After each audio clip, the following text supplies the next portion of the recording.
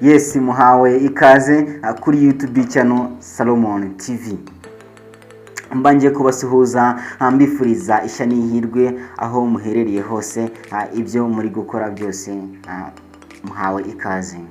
Ndagira ngo mbamenyeshe ko nafunguye YouTube channel ndetse tukazajya tubana mu biganiro bitandukanye. Ndetse ibino biganiro bizajya biba bikubiyemo amakuru agiye atandukanye.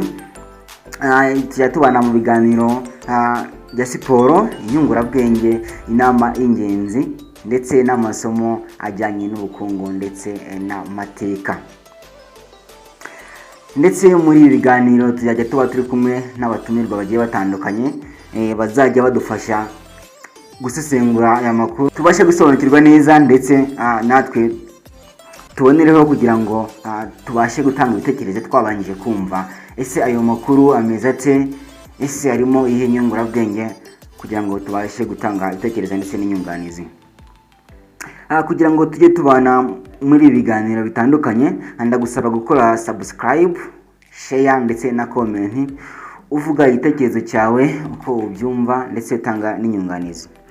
Uruhare rwawe rurakenewe kugira ngo tujye tubana mu biganiro bitandukanye ndetse tubashe no kuba twakwagura uyu muyoboro mugari wa YouTube channel Salomon TV. So murakoze cyane.